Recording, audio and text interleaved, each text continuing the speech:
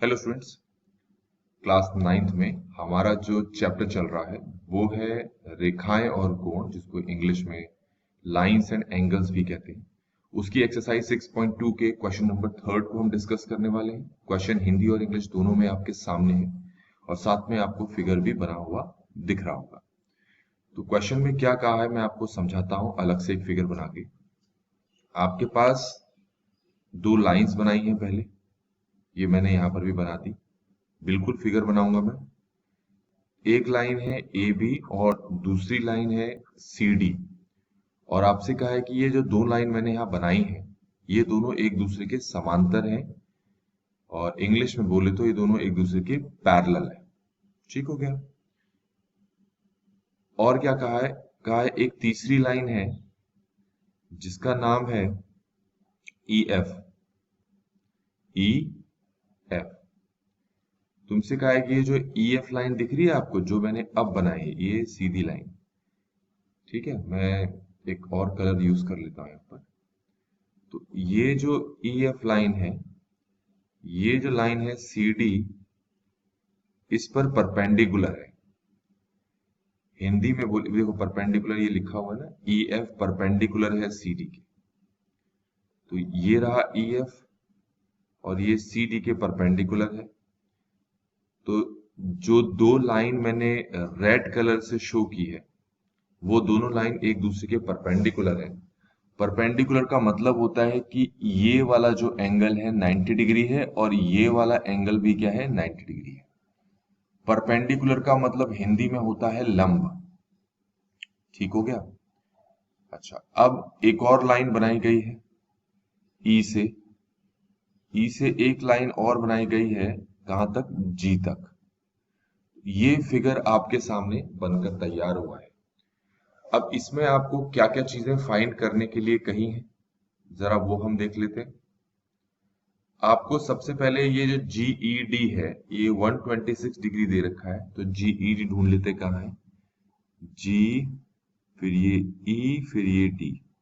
तो यहां पर भी दिखा देता हूं, ये देखो जी, ये रहा ई और ये रहा डी। तो जो पूरा एंगल दिख रहा है आपको, ये पूरा का पूरा एंगल जो है 126 डिग्री का है। अब ये जो पूरा का पूरा एंगल है जो 126 डिग्री का है, इसके अंदर दो कोण हैं, दो एंगल्स हैं इसके अंदर। ठीक है, आपको निकालना क्या क्या है। एक तो निकालना है ए जी ई।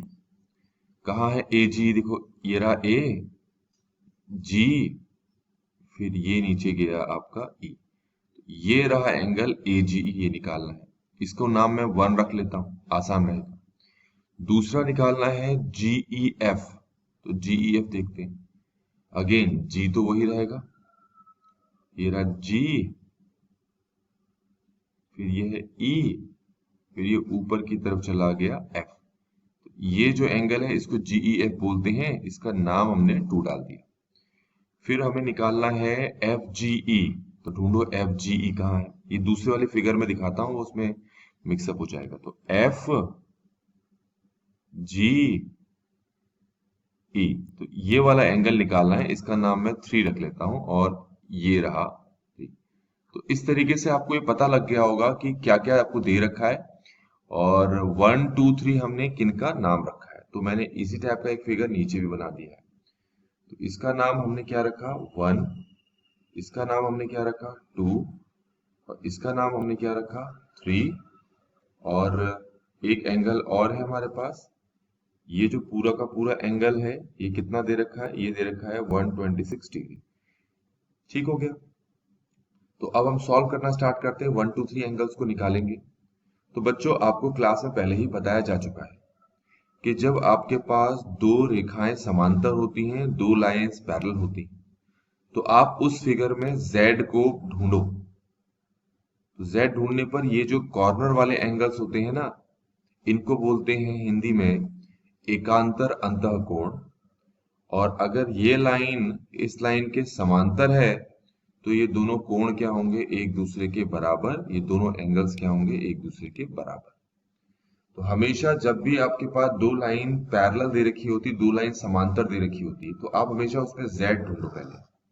इस टाइप का z, इस टाइप का z, इस टाइप का z, क्योंकि उसके ये वाले जो कोण होते हैं, ये वाले जो एंगल्स होते हैं, इन्हें कहते हैं इंग्लिश में अल्टरनेट इंटीरियर एंगल्स, हिंदी में कहते हैं एकांतर अंतःकोण। और ये एक दूसरे के बराबर उस केस में होंगे, किस केस में, जब ये वाली रेखा इस वाली रेखा के क्या होगी, समांतर। जब ये वाली रेखा इस वाली रेखा के क्या होगी, समांतर। जब ये वाली लाइन इस वाली लाइन के क्या होगा, पैरेलल। तो स्टार्ट करते हैं। अब देखो क्वेश्चन में ना, ये जो पूरी लाइन है, ये देखो ये पूरी लाइन, एक लाइन ये ए बी है और दूसरी लाइन क्या है, ये सी डी। ये दोनों एक दूसरे के समांतर दे रखे हैं, एक दूसरे के पैरेलल दे रखे हैं।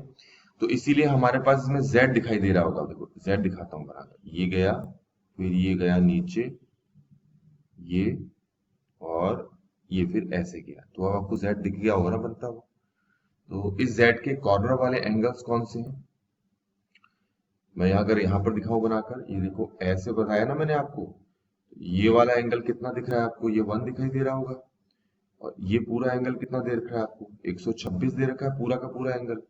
तो आप सबसे पहले ये लिखोगे कि एंगल 1 जो है 126 डिग्री के बराबर है। और रीजन आप यहां पर दोगे एकांतर अंतःकोण। ठीक है, क्या लिखोगे, एकांतर अंतःकोण। और इंग्लिश में क्या दोगे इसको, इसको नाम दोगे अल्टरनेट इंटीरियर एंगल्स। तो हमारे पास एंगल 1 निकल गया, जो सबसे पहले हमें निकालना था। अब अगली चीज देखिए बेटा, ये जो हमारे पास डायग्राम है, देखो ये एक सीधी रेखा है, ये दिख रहा है सीधी रेखा, ये मैंने लाइन रेड कलर से दिखाया, सीधी लाइन है। अब इस पे देखो दो कोण बन रहे हैं, एक बन रहा है एंगल 1 और एक बन रहा है एंगल 3।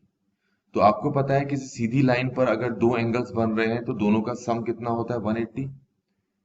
अगर हमारे पास कोई सीधी लाइन है और उस पे अगर आपके पास दो एंगल्स बन रहे हैं, दो कोण बन रहे हैं, तो उन दोनों का जो जोड़ है कितना होता है, 180 डिग्री।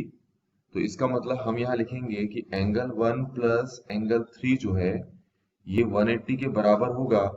रीजन हमें हिंदी में तो लिखना है रैखिक युग्म, क्या लिखना है, रैखिक युग्म। और इंग्लिश में हम लिखेंगे इसको लीनियर पेयर। इंग्लिश में क्या लिखेंगे, लीनियर पेयर। तो हमने एंगल 1 का जो मान है, इसकी वैल्यू है ऊपर निकाल ली थी, तो इसकी जगह 126 लिख लेते हैं, plus angle 3 equal to 180 degree. Angle 3 को यही रहते हैं, 126 को यहां लेकर आएंगे, तो ये हो जाएगा 180 माइनस 126। और अगर हम इसको सॉल्व करें तो शायद ये 54 आ रहा है, आप भी अपनी तरफ से इसको सॉल्व करके देखेंगे। तो एंगल 3 बच्चों हमने निकाल लिया, ठीक है, ये एंगल हमें निकालना था, हमने ये निकाल लिया। अब हमें निकालना है एंगल 2। क्या निकालना है, एंगल 2। अब वो कैसे निकालेंगे, जरा इसको आप ढंग से समझें, आसान है ये भी निकालना। आप देखो कि ये जो पूरा का पूरा एंगल है, इसका नाम क्या है, इसका नाम क्या है, जीईडी। दिखाता हूं मैं, जीईडी देखो, जी, फिर ये ई आया, फिर ये डी आया।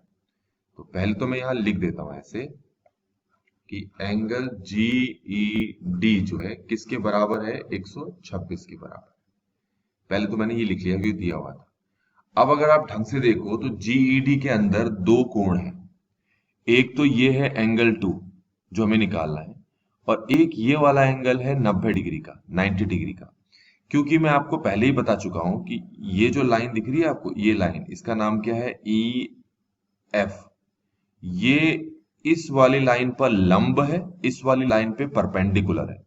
तो अगर कोई लाइन किसी दूसरी लाइन पे परपेंडिकुलर होती है तो ये जो एंगल है ये हमेशा 90 डिग्री होता है, और ये पूरा का पूरा एंगल 90 डिग्री होता है। तो यहां पर ये पूरा का पूरा एंगल नहीं है, सिर्फ ये वाला एंगल। तो देख सकते हो आप कि 126 डिग्री के अंदर दो कोण है, एक है एंगल 2 और दूसरा है 90। तो इसका मतलब ये हो गया कि जीईडी के अंदर दो एंगल है, एक है एंगल 2 और दूसरा क्या है, 90 डिग्री। तो इन दोनों का सम किसके बराबर रखेंगे हम, 126 डिग्री के।